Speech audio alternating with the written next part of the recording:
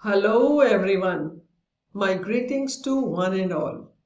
This is the second session on rural development. In the first session, you have understood about the need for rural credit. I am Poonam Vohra from Institute Economics Learning Center. From now onwards, you will understand various sources of rural credit. To begin with, this session focuses on banks which provide rural credit. So let us begin. Sources of agricultural credit can be categorized as non-institutional and institutional. At the time of independence, farmers and landless labor used to depend on non-institutional sources like moneylenders, traders, landlords for credit. They used to manipulate accounts, charge very high interest rates, and acquire land on failure to pay back the loan, or force farmers to sell their produce at low prices, exploit them, and keep them in debt trap. A major change occurred after 1969, when India adopted social banking and multi-agency approach to meet the rural credit needs. Also, nationalization of commercial banks expanded the role of formal sector. So some of the important institutional sources of agricultural credit are then cooperative credit societies, banks, which comprise of land development banks, commercial banks, regional rural banks, and of course, National Bank for Agriculture and Rural Development. Apart from these, there also exist self-help groups. So far as primary sector lending is concerned, RBI mandates banks to lend a certain portion of their funds to specific sectors like agriculture, micro, small and medium enterprises, export credit, education, housing, social infrastructure and so on. All the scheduled commercial banks and foreign banks with a sizable presence in India are mandated to set aside 40% of their adjusted net bank credit for lending to these sectors, whereas regional rural banks, cooperative banks and small financial banks have to allocate 75% of their adjusted net bank credit to primary sector lending. National Bank for Agriculture and Rural Development was established by Government of India in July 1982 as a central regulating body for agricultural financing and rural section. It is an apex development financial institution which facilitates rural prosperity by refinancing and promoting institutional development. It works with matters concerning the planning and execution of agricultural credit facilities and other rural economic activities. It is also responsible for the development of cottage, small scale, village and other rural industries. So there are four major functions of NABARD. Most important function is credit function. Under this, it provides, regulates, monitors the credit flow of rural India. It refinances the financial institutions which finances rural sector. It also acts as a coordinator in the operations of rural credit institutions. Not only that, it also extends its help to the center, Reserve Bank of India, regional rural banks and other related agencies. Its second major function is financial in nature. That is, It provides assistance to non-farm sectors. These include providing term loans to the client banks, artisans, handicraft industries, food parks, processing units, etc. NABARD is also involved in supervisory functions.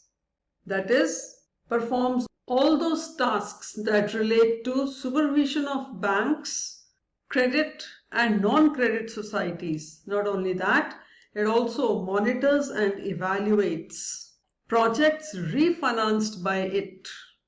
And finally, there are various development functions that it performs.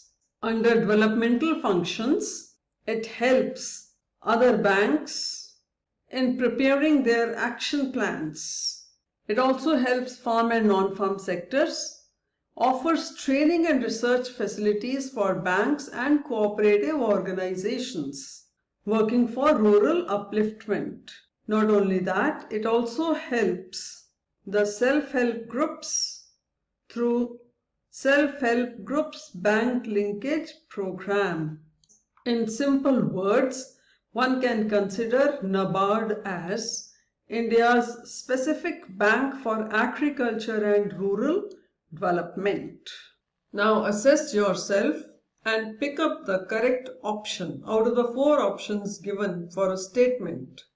The statement is, to strengthen the livelihood of small and marginal farmers, the recent initiative taken by NABARD is A. To promote self-help groups, B. To promote farmers' producers organizations, C. To promote joint liability group, and D. To promote regional rural banks. Please check your answer. The correct answer is option B. That is, to strengthen the livelihood of small and marginal farmers, the recent initiative taken by NABARD is to promote farmers' producers organizations, popularly known as FPOs.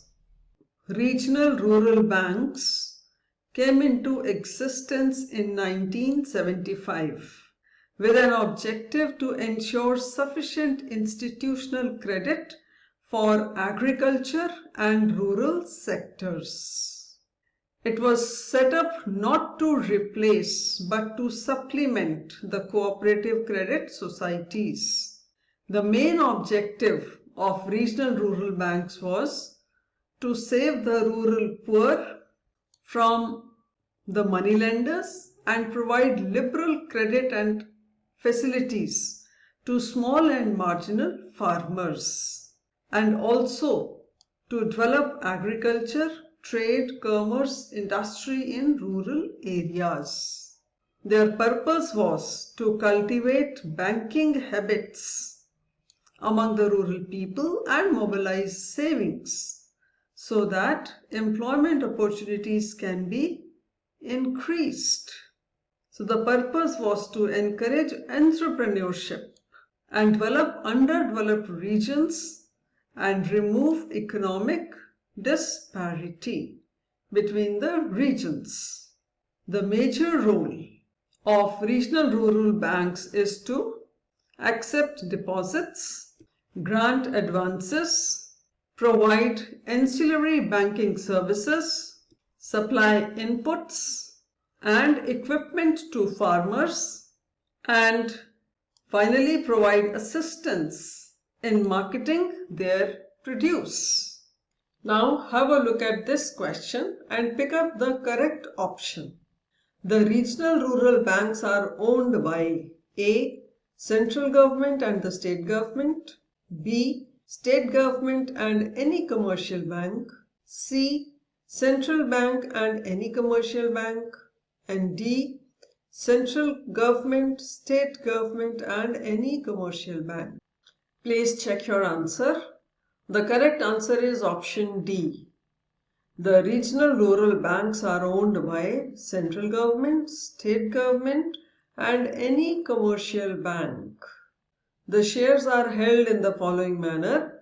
Central government owns 50% of the shares, state government owns 15% of the shares and any commercial sponsor bank owns 35% of the shares.